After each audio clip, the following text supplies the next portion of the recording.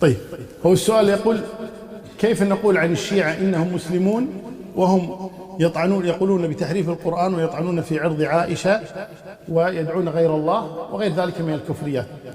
هو بغض النظر عن الشيعة والسنة، احنا عندنا قاعدة: من قال إن القرآن محرف فهو كافر. انتهينا. من قال في عرض عائشة، احنا نتكلم عن عرض عائشة، نتكلم عن عرض الرسول اللهم صل وسلم عليه. فمن تكلم في عرض النبي صلى الله عليه وسلم بسوء فهو كافر. من دعا غير الله فهو كافر. من عبد غير الله فهو كافر. هذه قاعدة بغض النظر عمن قالها. فكل إنسان ثبت عنه أنه قال شيئا مما ذكرت فهو كافر، انتهى الأمر. لكن الكلام هو هل قال أو لم يقل.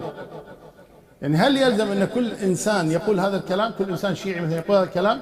ما يلزم. لكن نقول من قال هذا الكلام فهو كافر، سواء كان شيعي سني أي أحد. الكلام كفر بغض النظر عن قائله. وضحت؟